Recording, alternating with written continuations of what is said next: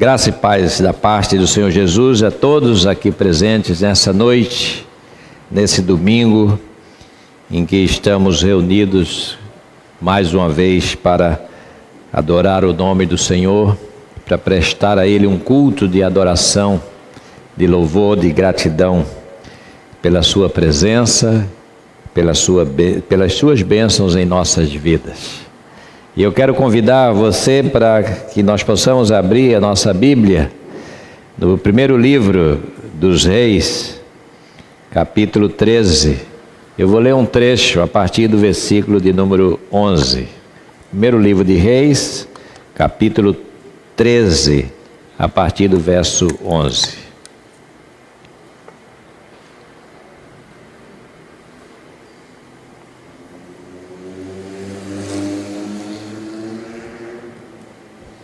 É assim que diz o texto: morava em Betel um profeta velho. Vieram seus filhos e lhe contaram tudo que o homem de Deus fizera aquele dia em Betel. As palavras que dissera ao rei, contaram-nas a seu pai. Perguntou-lhes o pai: por que caminho se foi? Mostraram aos seus filhos o caminho por onde fora o homem de Deus que viera de Judá. Então disse a seus filhos: albardai-me um jumento. Albardaram-lhe o jumento e ele montou. E foi após o homem de Deus, e achando-o sentado debaixo de um carvalho, lhe disse: és tu o homem de Deus que vieste de Judá? Ele respondeu: eu mesmo. Então lhe disse: vem comigo à casa e come pão. Porém lhe disse: não posso voltar contigo, nem entrarei contigo. Não comerei pão, nem beberei água contigo neste lugar. Porque me foi dito pela palavra do Senhor: ali não comerás pão, nem beberás água, nem voltarás pelo caminho porque vieste. Tornou-lhe ele: também eu sou profeta como tu. E um anjo me falou por ordem do Senhor, dizendo: faze-o voltar contigo à tua casa, para que coma pão e beba água. Porém mentiu-lhe. Então voltou ele e comeu pão em sua casa e bebeu água.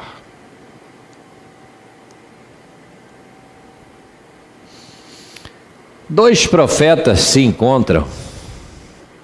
É sempre um evento dos profetas, dois homens de Deus. Só que dois profetas se encontram e um acaba literalmente com a vida do outro. Literalmente enterra todas as possibilidades e todas as pretensões. E como é que isso pode acontecer? Como é que um evento desse se dá? E por que se chega a uma situação como essa? Só mesmo a gente nos apropriando do texto e examinando essa questão. É intrigante, mas que nos deixa perplexos por algo dessa forma acontecer. Primeiro, precisamos olhar essas pessoas. O primeiro profeta, esse homem que foi enviado por Deus com essa missão de falar a Jeroboão, esse é um autêntico profeta do Senhor. Ele recebeu de fato uma profecia, ele recebeu uma mensagem para entregar. Apesar de nós não termos o nome dele, é um profeta anônimo. o nome não é mencionado em momento algum. É como se fosse assim, para ser uma pessoa que pode se aplicar a qualquer um. Anônimo, porque a situação pode acontecer com qualquer pessoa, com qualquer homem, qualquer mulher. Mas o fato é que nada sabemos sobre ele. Não sabemos sequer a tribo que ele pertencia. Normalmente, quando você vê um profeta de Israel, você diz: esse profeta era dessa ou daquela tribo, pertencia a essa ou aquela região, era do norte ou do sul. Aqui não diz nada sobre esse homem, só diz que ele recebeu essa missão. Agora, a gente sabe que ele é um profeta de Deus, é um homem de Deus, porque ele foi enviado da parte de Deus, por ordem do Senhor, a Betel, para que ele estivesse na presença de Jeroboão, para que diante dele, falando em nome do Senhor, ele denunciasse a idolatria que estava acontecendo naquela terra, naquele reino. E ao mesmo tempo que dissesse e denunciasse a profecia, porque essa era a tarefa do profeta, ele também devia anunciar um juízo contra o reino, um juízo que não ia se cumprir de imediato, um juízo que se cumpriria 300 anos depois, quando viesse Josias, mas ainda assim um juízo. Deus dá a sua palavra, e essa palavra pode ser momentânea, pode ser imediata, pode acontecer de imediato, pode acontecer daqui a muito tempo. Mas a palavra do Senhor, como é uma palavra eterna, ela há de se cumprir. E o Senhor tem o tempo para que isso se cumpra. Esse profeta, ele vai a Betel e anuncia exatamente aquilo que tinha ouvido da parte do Senhor, daquilo que o Senhor tinha lhe dito, daquilo que o Senhor tinha colocado em seu coração. Ele vai sem temer pelas consequências, porque ia estar diante do poderoso, do soberano, sem temer pelo que podia acontecer a ele como pessoa, porque ele é um enviado de Deus. E ele foi lá, e de fato havia idolatria em Betel, havia idolatria em Israel, havia um bezerro de ouro lá diante de Jeroboão em Betel. Jeroboão, um rei idólatra, um rei que se torna inimigo de Deus. E Jeroboão estava ali em Betel porque era o tempo em que ele queimava incenso diante daquele altar da idolatria. E o Senhor aproveita a oportunidade para, diante desse fato, enviar o seu profeta, para que o profeta leve o juízo, leve a palavra de Deus, denuncie aquela situação. Então, esse homem, ele não se intimida diante dessa missão. Era um mensageiro de Deus e, como tal, ele foi para entregar essa mensagem dura. Declarou que sobre aquele altar e outros altares que haviam em Judá seriam sacrificados esses próprios falsos profetas, que eram na verdade funcionários públicos, porque eram homens contratados para estar nos santuários sagrados, aqueles lugares sagrados que o rei determinava como santuários, e ali poder servir diante do rei, a serviço do culto oficial do reino. O texto mostra, se você ler, é um texto longo, mas se você ler o capítulo 13 do primeiro livro dos Reis, você vai ver que Jeroboão, ele quis prevalecer diante do profeta, quis mostrar aquela atitude: eu sou o rei, você não pode dar essa palavra contra mim. E aí estende a mão contra o profeta, um gesto simbólico de dizer, né, que ia fazer alguma coisa, estava determinando alguma coisa contra aquele homem. E o texto diz aqui no início do capítulo que essa mão que ele estende contra o profeta é uma mão que seca. É uma mão que se torna inútil. É uma mão que perde a sua função de estender, de recolher, de fechar, de abrir. A mão do rei seca, o altar se fende, como o profeta havia dito, que esse altar ele vai se fender e as cinzas vão se derramar, segundo a palavra de Deus que veio por intermédio desse profeta da parte de Deus. Tudo aquilo que o profeta disse aconteceu, além desse fato da mão do rei ter se tornado uma mão inútil, ter secado. E aí, diante daquela mão seca, diante daquele inesperado,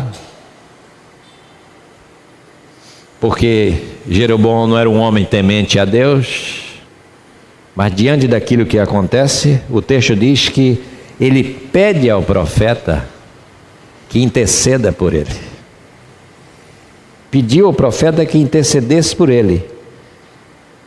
E o profeta, atingido pela palavra do rei, mas ainda assim, como um profeta de Deus, ele intercede pelo rei.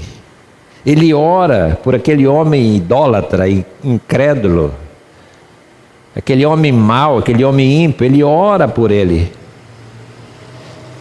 E o texto diz que a mão do rei voltou à sua normalidade. E aí então vem Jeroboão, mostra quem de fato ele é, porque era assim que ele agia com todo mundo, era assim que agia com aqueles que eram profetas diante dele. Então o que faz o rei? O rei oferece-lhe presentes, ofereceu presente, ofereceu algum tipo de recompensa, porque era assim que ele fazia com todos aqueles outros, quando profetizavam para ele coisas boas, vai à guerra, não vai, como é que vai acontecer, e sempre dizendo, o falso profeta é assim, sempre diz coisas boas, coisas que são agradáveis de se ouvir, coisas que os ouvidos gostam de ouvir. O falso profeta agrada. O falso profeta está sempre com uma palavra doce, uma palavra que a gente gosta, aquela palavra que, poxa, isso aí foi bom ouvir isso. Esquece que o profeta de Deus é aquele que às vezes é convocado para lançar uma palavra de juízo. E às vezes esse juízo não é para fora só. A gente diz assim, o juízo de Deus é para o mundo. Às vezes o juízo de Deus é para a própria igreja.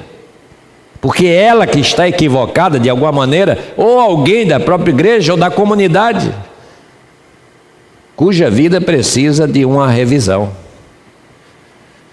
ou de um reacerto de caminho, ou precisa de uma reorientação. A palavra de Deus, ela é palavra boa, não é porque é sempre agradável de se ouvir, ela é boa porque é para fazer o melhor para nós. Nem sempre entendemos que ela está vindo como uma palavra boa. Às vezes é uma palavra forte, às vezes é uma palavra dura. Mas vindo da parte de Deus, se é de Deus, é bom. Se o que ouvimos vem de fato de Deus, é porque Deus nos ama. É porque Ele quer o melhor para nós. E às vezes, em algum momento, o que Ele está nos dizendo, olha, esse teu caminho aí não é o caminho.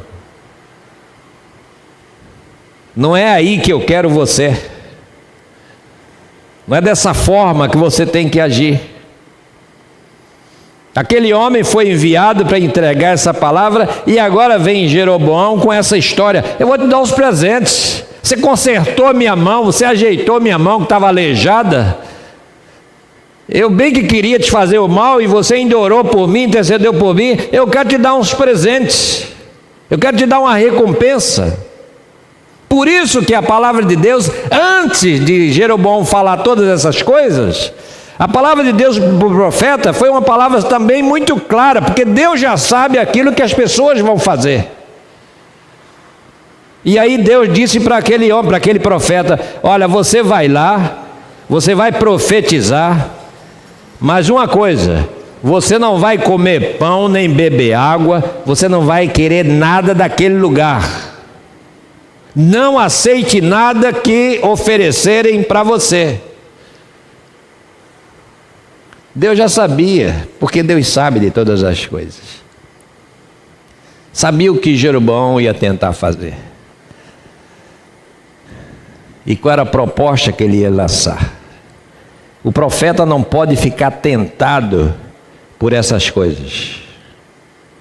Por isso ele já vai logo dizendo: não aceite nada. Não aceite nada que oferecerem. Você não vai comer lá. Você não vai beber água. Você vai dizer o que tem que dizer e vai voltar pelo caminho que você foi, você vai voltar. E até a essa altura, até esse momento, o profeta se conduz condignamente. Ele vai e faz exatamente aquilo que o Senhor lhe disse. Ele seguiu à risca a determinação da ordem que havia recebido. Esse é o primeiro profeta. Agora, o texto que nós lemos, ele fala exatamente do segundo profeta. E como era esse profeta? O texto diz, já começa assim: era um profeta velho.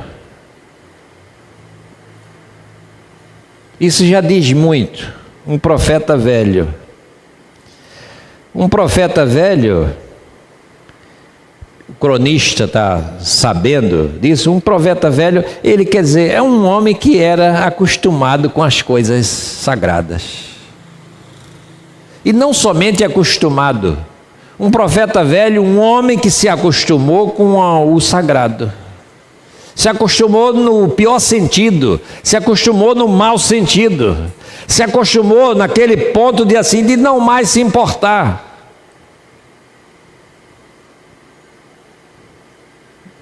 De que aquela voz de Deus, se um dia que ele ouviu, ela não soa mais, ela não fala mais, ela não incomoda mais. Ele é uma pessoa que simplesmente cumpre uma obrigação. Ele recebeu uma função, ele foi contratado, e aqui é contratado por quem? Pelo próprio Jeroboão. Era um profeta. A gente diz assim: que tipo de profeta é esse? É um profeta da região, era um profeta do lugar, era um profeta que estava acostumado com tudo aquilo que estava acontecendo, com aquela idolatria, com aquelas práticas, com todos aqueles acontecimentos. Mas aí Deus olha aquela situação e diz assim: eu posso mandar esse profeta velho? Não. Por que não pode? Porque ele não tem mais autoridade para falar. E quando se perde a autoridade para falar, irmãos, aí acabou tudo. A gente não pode mais falar. Quando é que eu perco a autoridade para falar? Quando eu me comprometo com a situação, quando eu me comprometo com o status quo, quando o sistema me compra. Você pode ser comprado pelo sistema. O sistema é perverso, o sistema escocha, o sistema se defende apertando os outros, e aí precisa de gente para fazer essas coisas. O sistema não funciona sozinho, o sistema funciona com pessoas, com gente, precisa de gente. Aí vem, você quer ser contratado para... Eu quero ser contratado. Pelo menos vou livrar minha própria vida, vou livrar minha própria pele. Em todo sistema, em todo lugar, em toda hora, em todo tempo, houve pessoas que se venderam dessa forma.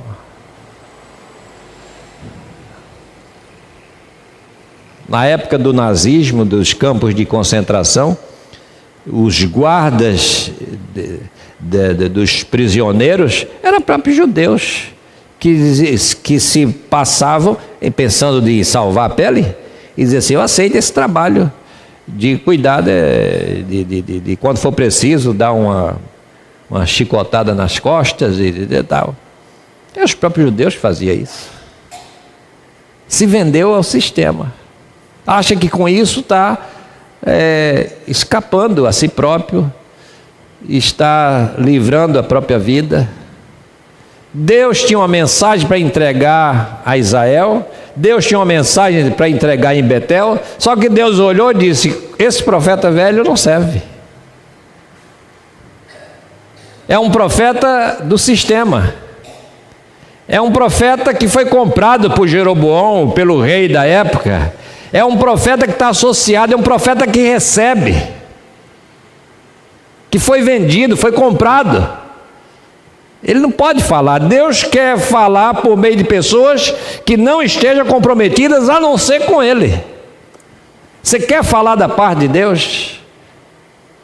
Você quer ser um profeta de Deus, não necessariamente um pastor, um reverendo, mas um profeta de Deus, ou seja, ter uma palavra profética da parte de Deus?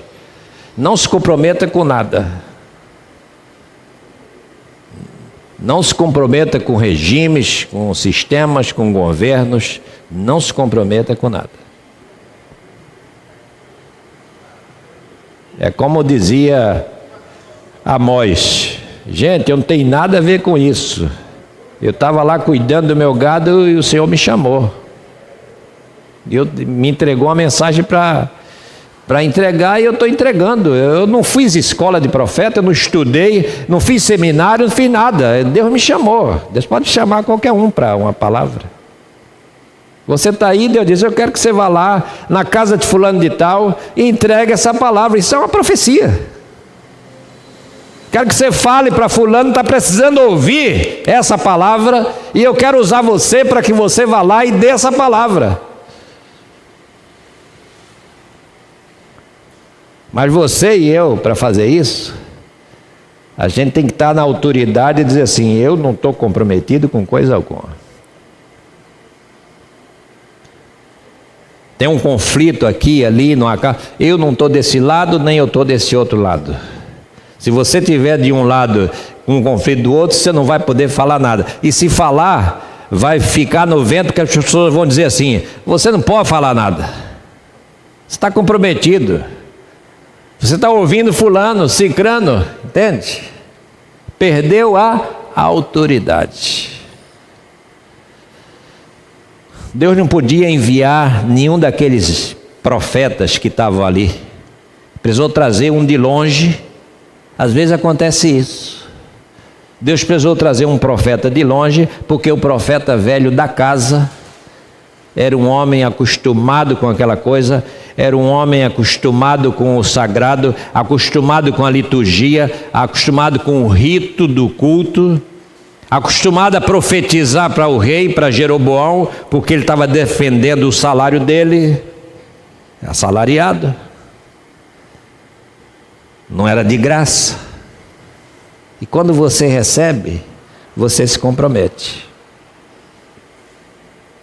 Então Deus chamou um outro homem, disse: vai lá em Betel e denuncia aquela idolatria que está rolando lá.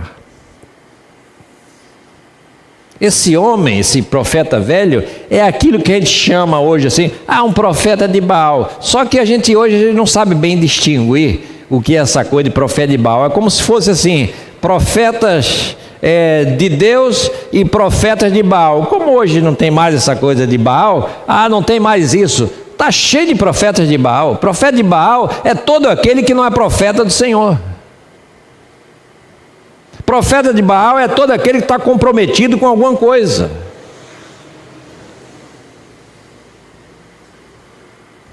Os profetas de Baal, eles estão aí em abundância.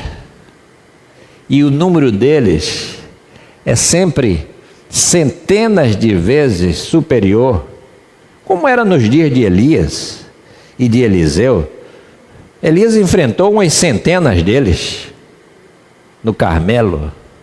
Essas cifras não mudaram. É sempre abundante o profeta de Baal, e sempre reduzido o número daqueles que são autênticos profetas do Senhor, que ouve a palavra do Senhor e diz assim: eu vou falar isso porque o Senhor colocou isso na minha boca e eu não posso deixar de falar.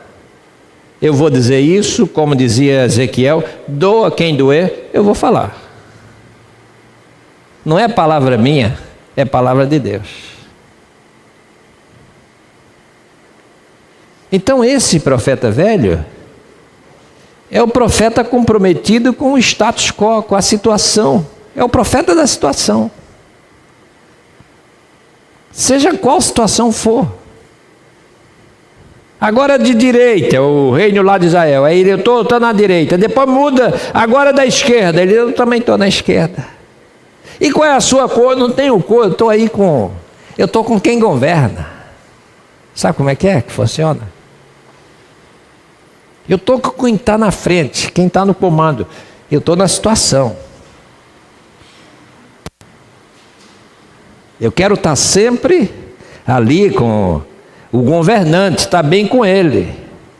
E aí quando faz alguma coisa, quando diz alguma coisa, ele presenteia, ele honra, ele diz alguma coisa ou faz alguma coisa, coloca num posto mais acima, coloca como responsável pelos demais profetas. Essa pessoa se compromete por causa do salário, por causa dos benefícios, porque recebe essa autoridade constituída, e essas autoridades que os convocam, pagam, não é?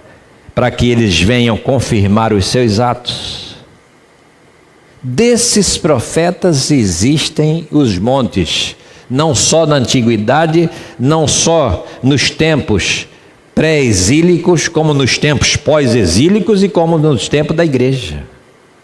Isso nunca vai deixar de ter até o dia que Jesus Cristo voltar. Jesus mesmo diz lá em Mateus 7, muitos vão dizer assim: Senhor, Senhor, fala essas coisas, Senhor, Senhor. Mas Jesus vai dizer assim: eu não conheço essa gente, nunca os enviei.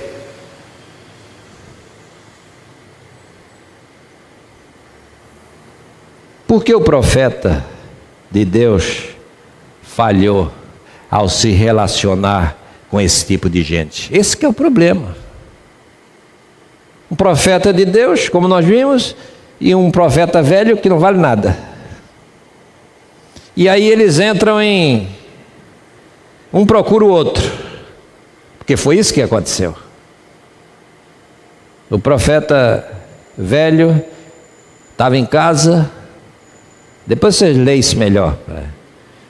Aí os filhos chegaram, vê um profeta aí. Um profeta? Foi. Veio um profeta. Jeroboão chamou? Não, eu acho que não foi foi o rei não. Parece que é coisa de Deus. Ele veio aí, deu uma pancada, falou, e agora?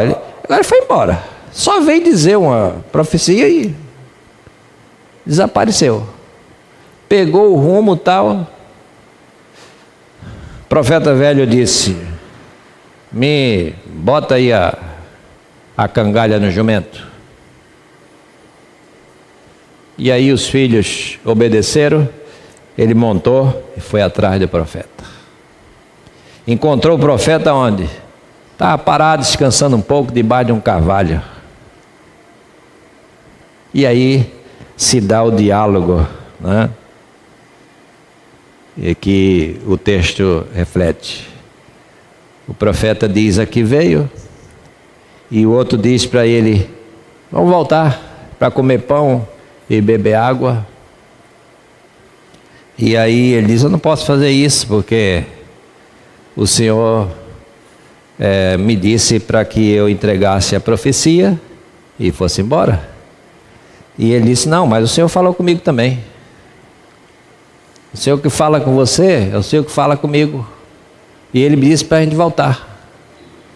Aí ele disse: bem, então se é assim, eu estou simplificando as coisas, mas se é assim, então está bem. Ele voltou. E isso foi a derrota desse homem. Essa foi a derrota desse homem. Essa conversa, esse papo, destruiu a vida daquele homem. Então eu quero terminar dizendo 3 coisas aqui desse texto. O que isso nos ensina e o que isso fala conosco.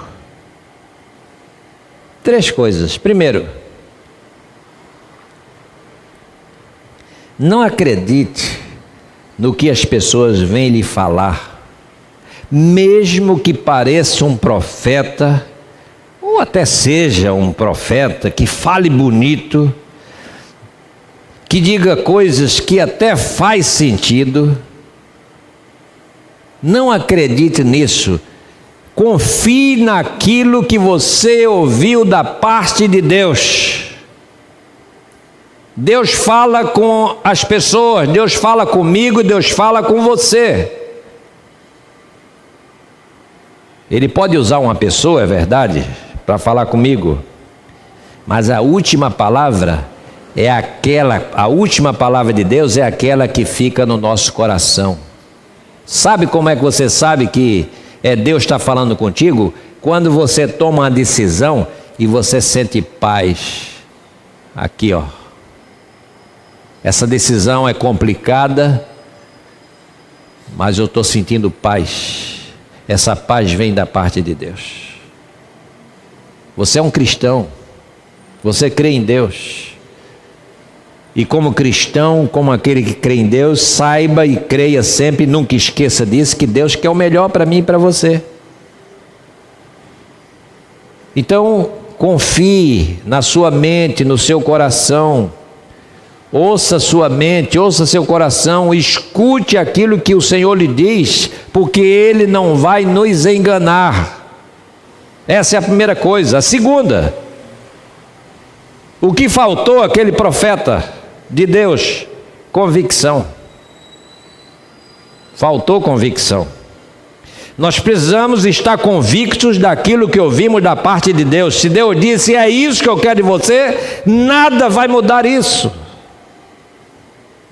Quando Deus nos dá uma palavra, quando Deus nos dá uma mensagem, quando Deus nos dá uma direção, quando Deus nos dá uma decisão, é essa decisão que está. Alguém pode vir, alguém pode dizer, mas não faça isso, não mude isso, deixe isso para lá. Confie naquilo que é a sua convicção, que Deus falou no seu coração. O Senhor não vai mudar, meu irmão, uma profecia que Ele deu. O nosso Deus, Ele não muda. Quem muda somos nós. Ele não vai dizer diferente daquilo que já colocou no meu coração. Quando um profeta desse chegar, do jeitinho, mas não é bem assim, quando chegar, não lhe dê atenção. Se você não quiser problema, faça de conta que não ouviu nada, não mude seu proceder. Se Deus te diz, vai, é porque é que Ele vá. Se Deus te diz, olha, volta, é porque é que Ele quer que você volte. Se Ele diz, não come, não beba, é que Ele sabe que aquela comida ali não presta. Convicção. A gente precisa de convicção. Você conhece a palavra de Deus, você é crente, você lê a Bíblia, você sabe, conhece, você sabe que a palavra de Deus sai por aí e ouve umas coisas, não dá atenção, não é diferente, não é bem aquilo, deixa isso para lá. Ah, mas parece um profeta de Deus. Pois é, parece, mas nem tudo que parece é. Deixa para lá. E terceiro, rebeldia. A rebeldia trouxe juízo. Ele ficou indeciso diante do profeta velho, diante do que o profeta falou, porque o Senhor disse assim para ele, não coma, não beba. Isso era uma advertência, para que ele não se associasse com aquela situação de idolatria. Não se associe com essas coisas, não sente com essa gente, não coma com essa gente, são idólatras. Não coma nem beba com ele, se afaste, fale o que tem que falar, vá embora. O profeta velho não era diferente de Jeroboão, não era diferente daquela situação. O juízo veio, e como ele foi rebelde, o juízo não alterou nada na situação de Israel, porque o texto vai dizer lá no final que Jeroboão não mudou nada do jeito que ele estava fazendo. Continuou sendo quem ele era, continuou sendo o idólatra que ele era, a situação continua a mesma. E aquele homem foi, voltou e comeu e bebeu com o profeta. E foi nessa hora que o profeta disse, né? Olha, mas você, essas coisas aconteceram, e aí o profeta está falando com ele, né? E aí se revela. Mas ele comeu,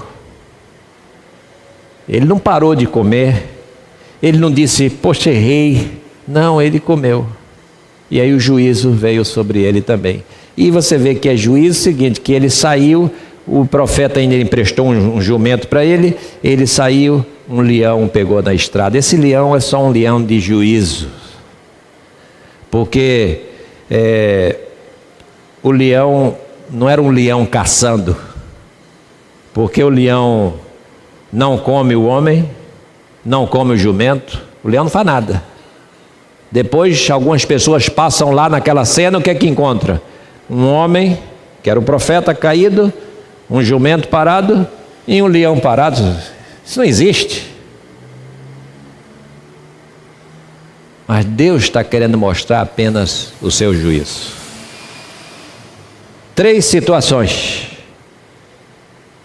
Por isso a nossa oração, nessa noite para terminar, é orar dessa maneira: Deus, me livra de todo engano e de toda justiça própria. Segundo, preenche-me com retidão e com fé. E terceiro, que eu escute apenas a tua voz. Dá-me convicção de ouvir apenas a tua voz. Que Ele nos abençoe. Amém.